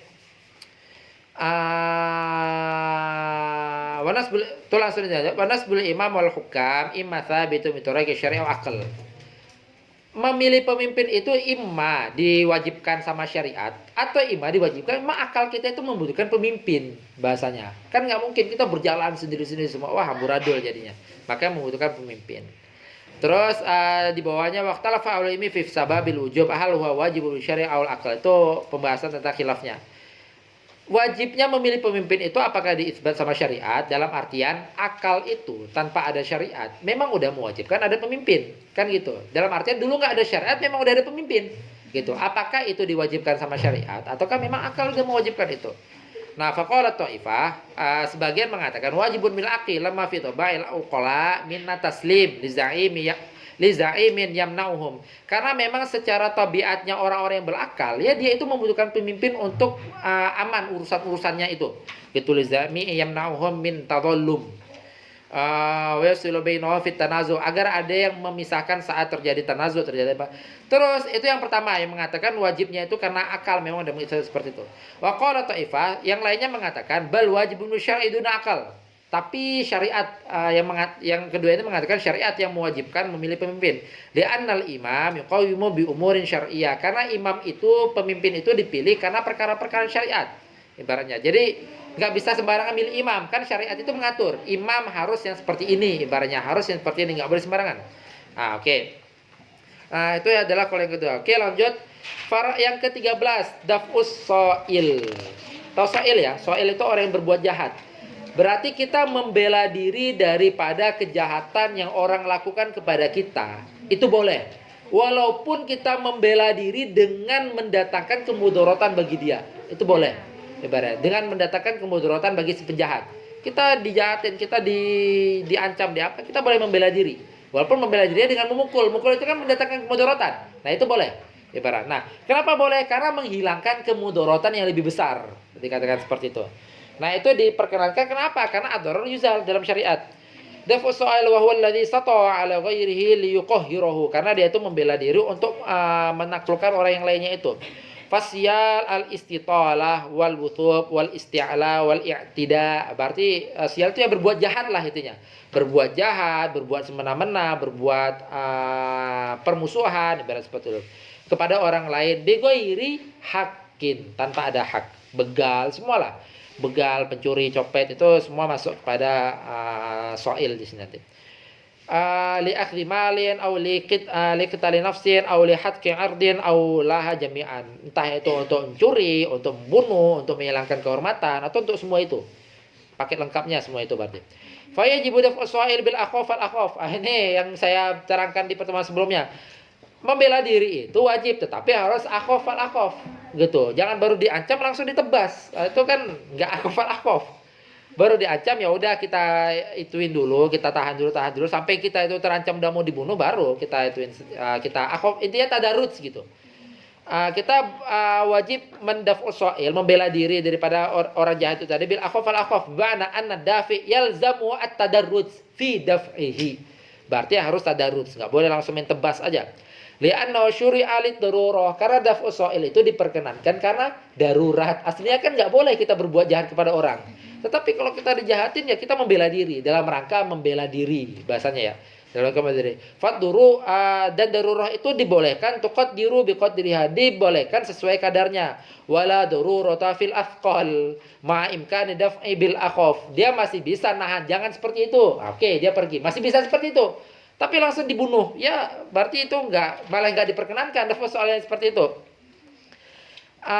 Oke, fayuqaddamul al-haraf, faz-zajar, fal-istighatha, fad-duru bil yad. Itu pertama. Ditakdimkan al-huruf atau haraf. Ditakdimkan kalau misalnya dia itu udah kabur aja dulu. Atau az-zajar yang membalas dengan yang serupa al-istighatha, minta tolong kepada orang, kan seperti itu yang ditakdimkan. Jangan pula baru diancam ini langsung wah, tebas tewas langsung. Berarti dia lebih soil daripada soilnya itu jadinya. Lebih kan bisa jadi seperti itu ya, orang yang halu-halu bela diri kan refleksnya langsung tewas aja orang jadi. Fadurub atau dimukul bilyat. Kalau misalnya nggak bilyat fa biwastin fa'son. Falqatu. Itu tadarusnya ya dikatakan. Ima kabur, ima nahan, ima minta tolong, ima mukul dengan tangan. Kalau nggak bisa maka dengan tongkat. Aku tahu nggak masalah dengan kotak, dengan memang udah yang parah lah. Atau kalau udah memang kita udah mau terbunuh ya udah dengan ngebunuh juga jadi ininya daf'u soilnya. Fa masyahuru al muslimin saifan falahu ayyaqtaluhu idza idza masata ad-dururah. Idza massat ad-dururah liqauli alaihi salatu wasallam man syara al muslim itu. Siapa yang diancam dengan pedang maka dia itu boleh untuk untuk membalasnya itu. Oke, lanjut langsung ke bawahnya. Falau lam yajib, karena kalau misalnya nggak diwajibkan daf'u sha'il, maksudnya nggak dibolehkan. Masa kita udah dipojokkan, udah diancam udah seperti itu, syariat itu nggak membolehkan sih kita membela diri, kan aneh banget. Maka lantasyara asyal, maka tersebarlah nanti kejahatan itu jadinya. Karena kenapa? Karena para penjahat merasa nggak ada hukum yang membolehkan menolak ke dia. Maka doror itu kan nggak yuzal jadinya. Sedangkan syariat itu mengizalahkan ad-doror.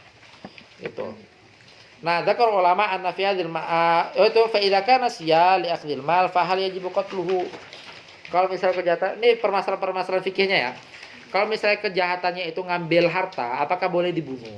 Maksudnya, apakah menjaga harta itu setara dengan ngebunuh orang, ibarat gitu. Nah, itu ada dua pendapat. Ada dua ra'yun. Yang pertama, yajibu daf'uhu walau biqatli. Boleh kita itu membela diri kalau misalnya ada orang yang mengambil harta kita walau dengan membunuhnya. Gitu dikatakan. Karena dikatakan man kutila dawa nama lahu fahuwa syahidun. Orang yang terbunuh karena apa? Karena melindungi hartanya maka dia dianggap syahid. Berarti kan dikatakan harta itu seperti selaras dengan nyawa jadinya seperti itu. Jadi kalau misalnya kita melindungi harta dan akhirnya kita ngebunuh maka nggak apa-apa dong. Karena kalau kita terbunuh kita dianggap syahid, jelas ya. Itu yang pertama seperti itu. Fadala ala annahu ala anna lahu al-qital wal qatlu. Boleh diperangi dan boleh dibunuh bagi orang itu, bagi yang dicuri harta. Yang kedua, enggak boleh ada mujibi daf'ihi bil qital li anna al-muslim la yaqtulu al-muslim li ajlil mal. Itu dalilnya. Oke, terus selanjutnya wa idza ta'adda bil qatli ala nafsi bighairi haqqin fa hal yajibu daf'uhu bil qatl. Kalau misalnya dibunuh, kita mau dibunuh juga, apakah kita wajib membela diri dengan ngebunuh juga? Ataukah kita syariat itu mengatakan kita pasrah-pasrah aja? Karena kalau kita pasrah aja ya kita nanti terhitung yang mazlum jadi ya. Insyaallah syahid lah orang terbunuh seperti itu. Yang pertama, yajibu qatluhu idza lam yandafi' illa bihi. Wajib dibunuh. Kalau misalnya nggak bisa dilawan lagi kecuali dengan ngebunuh dia. Ibarat ngebunuh soilnya ya. Gitu. Liqauli ta'ala wa man qutila dawana dammahu fahuwa syahidun. Barang orang yang terbunuh karena melindungi harta melindungi nyawanya maka dianggap syahid. Wa hadza huwal azhar wal aqwa. Yang kedua, enggak wajib.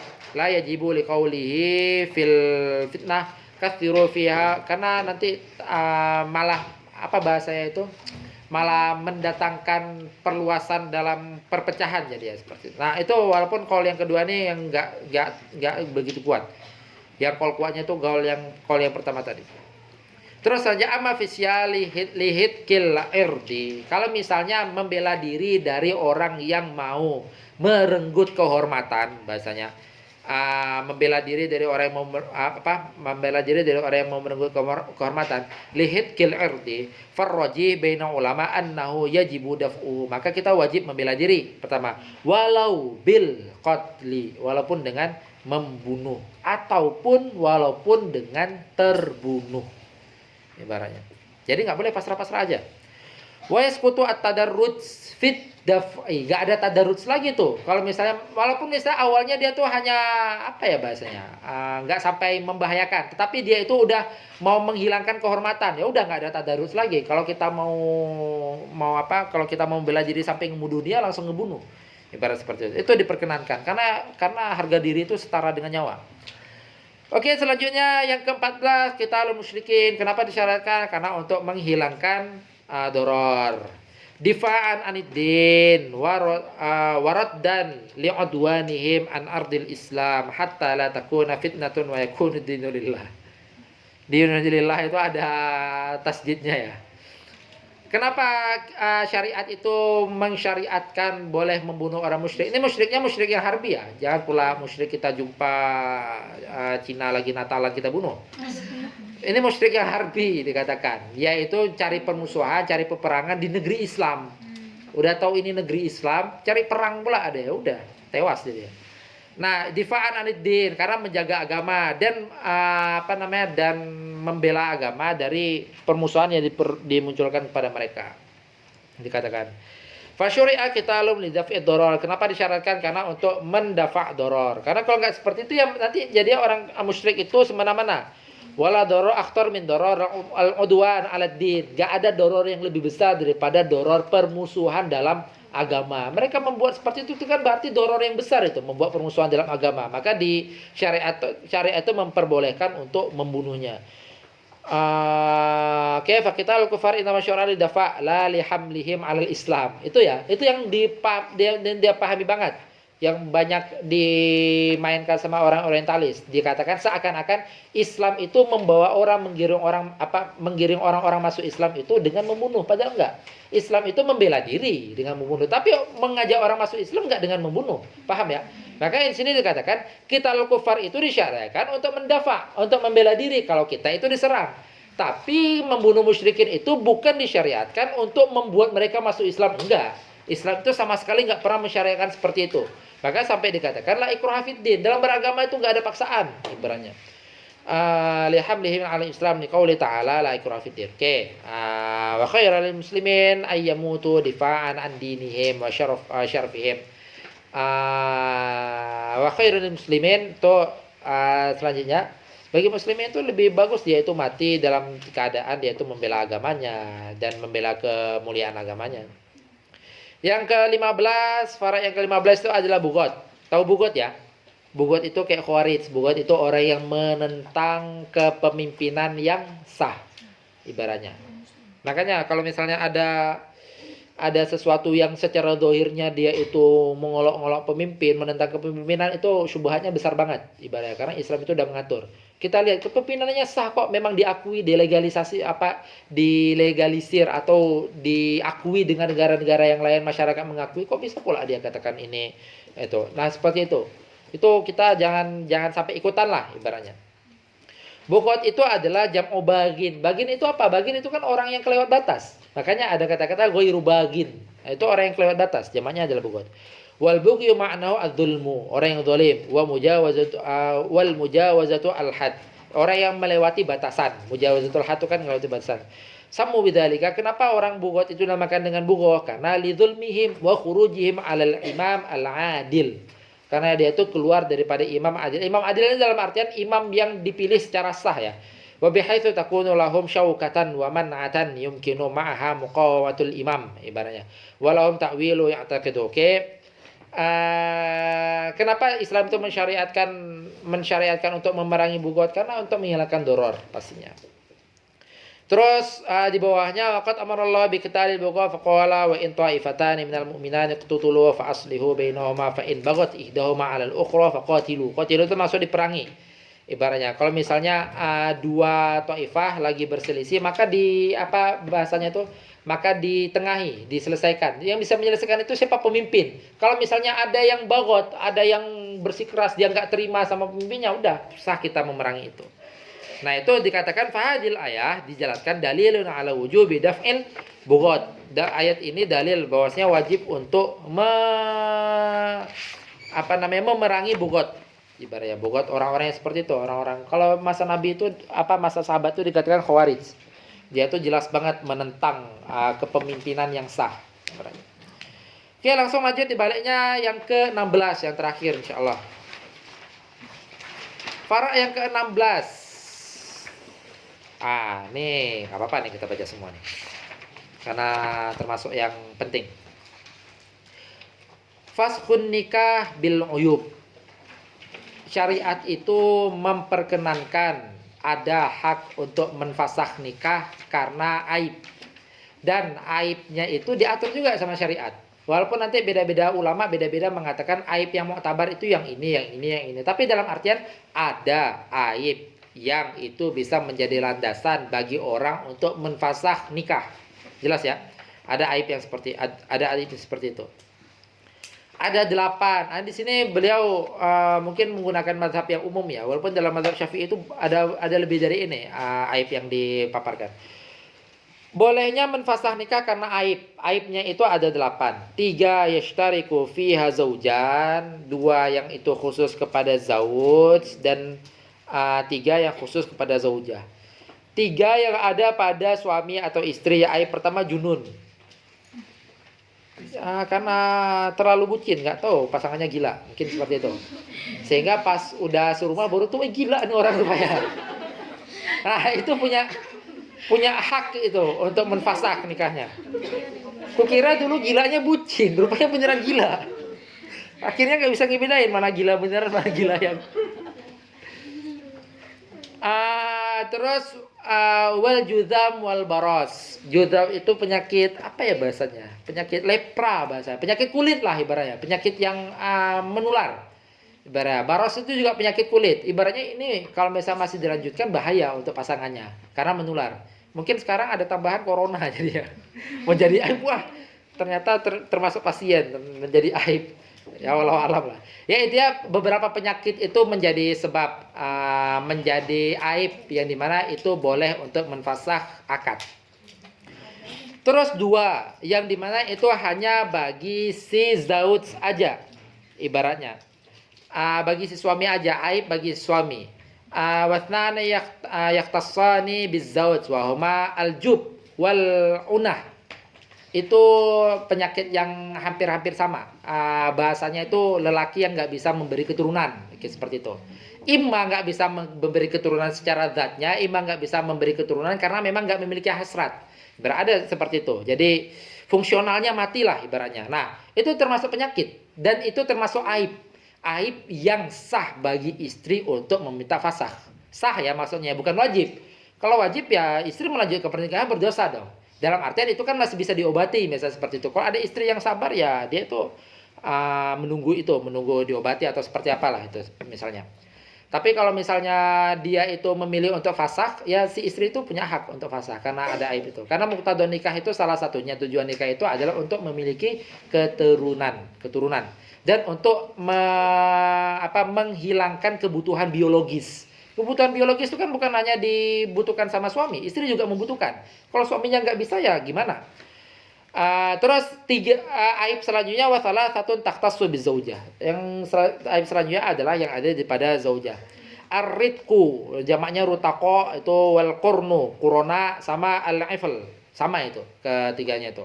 Ifl itu yang dia itu bahasanya seperti unnah bagi bagi laki-laki. Ifl itu berarti ya mandul lah bahasanya, nggak bisa memberikan keturunan. Ritak sama al-qiran itu sama-sama dia itu menghalangi terjadinya watak bagi laki-laki ibaratnya. Ritak itu karena daging, qiran itu karena tulang ibaratnya. Berarti ritak itu karena ada daging yang menghalangi sehingga si suaminya nggak bisa watak. Terus qiran itu karena ada tulang yang menghalangi. Intinya sama-sama menghalangi ibaratnya seperti itu ya.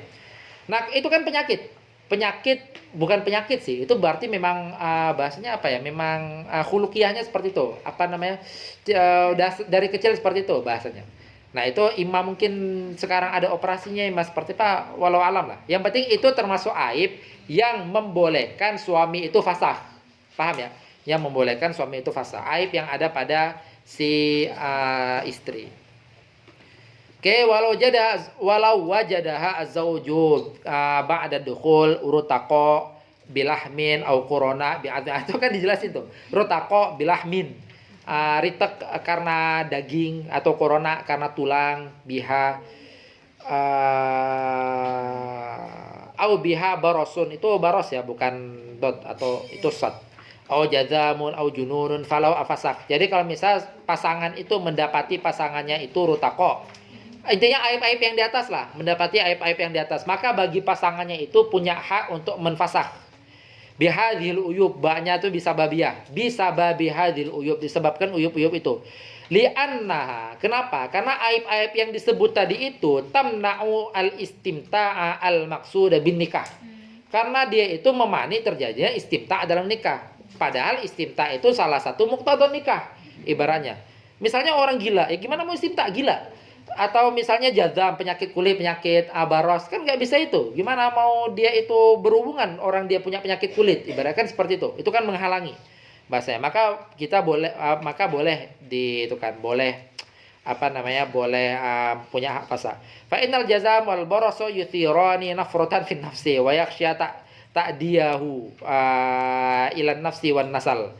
Jazam baros itu dia itu memberi asar menular lah ibaratnya, menular, dan dia itu berbahaya. Berbahaya bagi dirinya, pasangannya, atau berbahaya bagi keturunan pasangannya itu. Kalau misalnya punya penyakit, junun itu berbahaya. Wayaksadoro. Misal junun tiba-tiba di kamar dipentung pakai itu kan karena gila, dipentung pakai palu, itu kan berbahaya. Seperti itu. Wal junun yusiru nafrahun wayaksadoro rohu. Orang gila, namanya aja gila, mau gimana? Wal jub waritak ya'tadiru ma'u al mubasyarah. Kan kalau jub sama ritak itu berarti mengiktidar, membuat orang itu nggak bisa mubasyarah. Mubasyarah itu bahasa lain daripada istimta ya. Mubasyarah. Wa kadzalika al unnah itu juga fa huwa ajzun yusibu ar-rajul fala yuqaddiru ala muasyaratil mar'ah. Unnah itu tadi tuh yang saya bilang, unnah itu berarti dia itu nggak punya hasrat, impoten lah bahasanya itu. Bahasa medisnya itu impoten, berarti dia nggak bisa memberikan keturunan dan nggak bisa memberikan kebutuhan biologis istri. Nah maka seperti itu dikatakan fala yuqadiru ala muasyaratil mar'ah, dia itu nggak bisa memberikan kebutuhan biologis istri. Fa idza wajada ahadu zawjaini bil akhar aiban min hadhil uyub fasakha an nikah man'an niddarar, maka nikahnya itu difasah karena itu menolak ad-darar. Wa kadzalika al-ihsan, ini contohnya sama kayak tadi. Begitu juga kalau kesulitan membayar nafkah, memberi nafkah.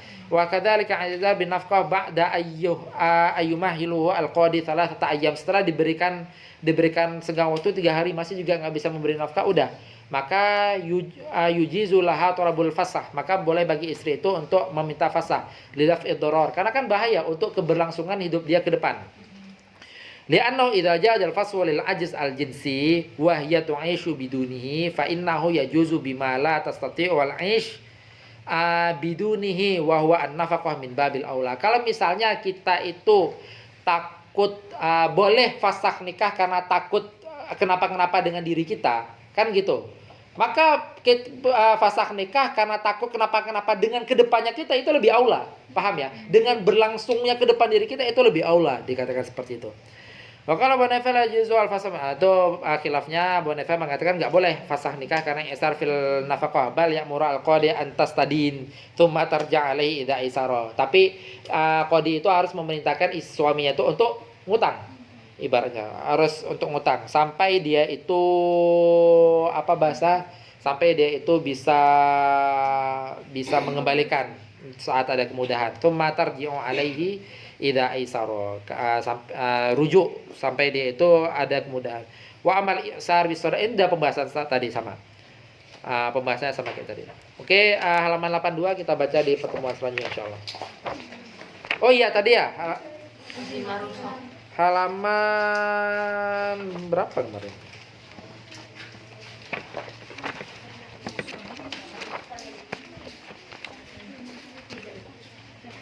Loh.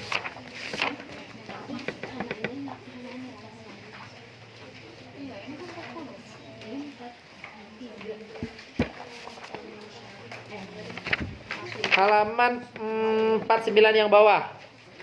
Kemarin kan ada yang iskal tuh kan di dalam lafadznya.